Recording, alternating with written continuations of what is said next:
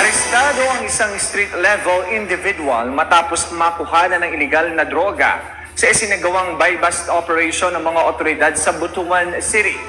Ang report mula kay Pacho Woman Jacqueline Cabiles. Ang binatili na ito matapos magsagawa ng operasyon na pinangunahan ng Drug Enforcement Unit at Butuan City Police Station 2 sa Purok 7, Barangay Limaha sa lungsod ng Butuan.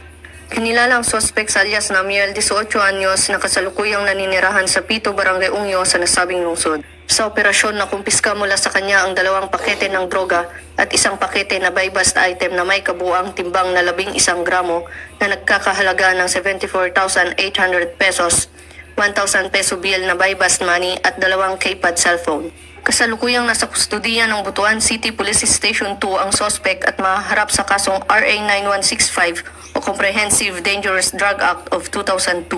Patuloy na paiigtingin ng ating kapulisan ang paglaban sa iligal na gawain upang protektahan at bigyang kakayahan ang sektor ng kabataan laban sa paggamit ng iligal na droga kaugnay sa programang Bagong Pilipinas. Mula dito sa Police Regional Office 13, ako ang inyong PNN correspondent, Patrolwoman Jacqueline Cabiles, alagad ng batas, tagataguyod ng Balitang Pulis. Maraming salamat, Patrolwoman Cabiles. Nag-iisa naman ang mga tauhan na basilan